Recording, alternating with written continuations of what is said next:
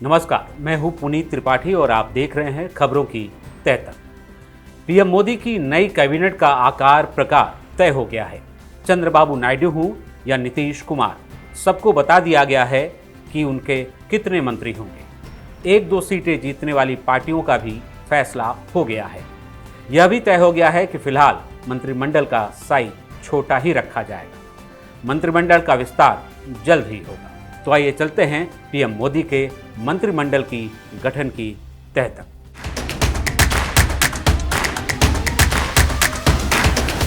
नरेंद्र मोदी रविवार को शाम 7 बजे प्रधानमंत्री पद की लगातार तीसरी बार शपथ लेंगे।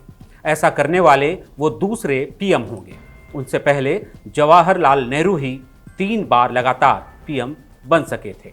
मोदी के साथ बीजेपी के कुछ सीनियर नेता भी शपथ लेंगे। इनमें अमित शाह, राजनाथ सिंह, नितिन गडकरी, निर्मला सीतारमण, शिवराज चौहान और ज्योतिरादित्य सिंधिया का नाम तय माना जा रहा है। इसके साथ ही एनडीए के घटक दलों के लिए मंत्रियों की संख्या भी तय हो गई है। ये निर्णय बीजेपी अध्यक्ष जेपी नड्डा और अमित शाह के साथ मित्र दलों के नेताओं की बैठक में लिए गए। इस बैठक में घटक दलों के लिए मंत्रियों का सिर्फ कोटा तय किया गया है। विभागों का अंतिम फैसला पीएम मोदी का होगा। मंत्रिमंडल गठन में उन राज्यों को प्राथमिकता मिलना तय है जहां अक्टूबर में विधानसभा के चुनाव होने हैं। ये राज्य हैं हरियाणा, महाराष्ट्र, झारखंड और जम्मू कश्मीर।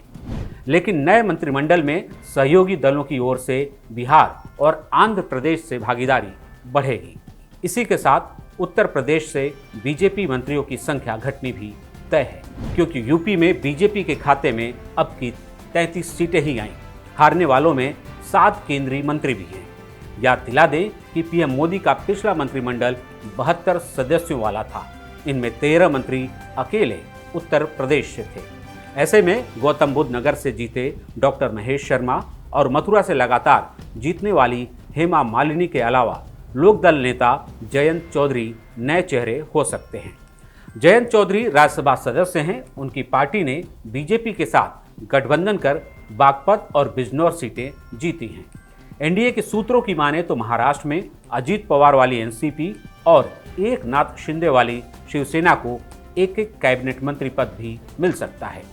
लोकसभा में एनसीपी के इकलौते सदस्य सुनील तत्कारे हैं, लेकिन उन्हें मंत्री नहीं बनाया जाएगा। एनसीपी कोटे से मंत्री बनेंगे राज्यसभा सदस्य प्रफुल्ल पटेल। वो केंद्र में पहले भी मंत्री रह चुके हैं और अभी 2 दिन पहले ही ईडी ने उनके खिलाफ सभी केस बंद कर दिए हैं। शिवसेना से लोकसभा पहुंचे 7 सदस्यों में मुख्यमंत्री एकनाथ शिंदे का बेटा डॉक्टर श्रीकांत शिंदे भी हैं। हालांकि मुख्यमंत्री ने पहले ही साफ कर दिया है कि उनका बेटा मंत्री नहीं बनेगा। जो बनेगा उसके नाम का ऐलान बाकी है। बिहार से जनता दल यूनाइटेड के 12 सांसद बने हैं, इसलिए नीतीश कुमार की पार्टी से 3 कैबिनेट मंत्री बनने तय हैं। हालांकि ये संख्या 4 भी हो सकती है, लेकिन जो मंत्री बनने वाले हैं उसमें राज्यसभा सदस्य संजय झा का नाम फाइनल है। लल्लन सिंह इस बार भी चूक सकते हैं। पिछली लोकसभा में अमित शाह के साथ उनका बर्ताव ही उनके खिलाफ चला गया है। जदयू ने रेलवे, ग्रामीण विकास और पंचायती राज जैसे विभाग मांगे हैं। बहुत संभव है कि ये विभाग मिल भी जाएं। ऐसे में संजय झा रेलवे मंत्री बन सकते हैं। जदयू के दूसरे मंत्री भारत रत्न कर्पूरी ठाकुर के बेटे रामनाथ ठाकुर भी बन सकते हैं।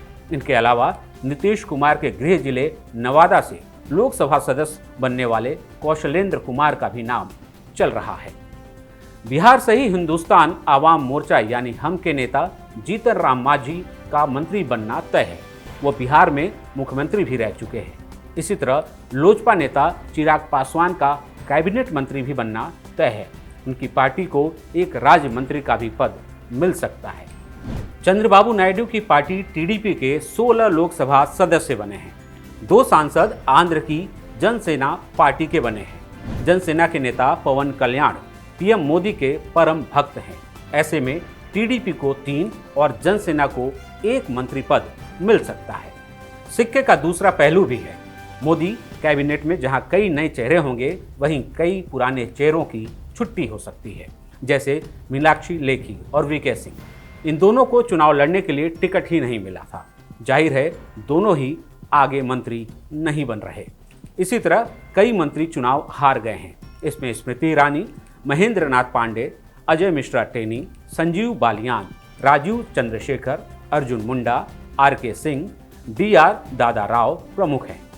इनमें से राजीव चंद्रशेखर को फिर मंत्री बनाया जा सकता है क्योंकि वो राज्यसभा सदस्य हैं।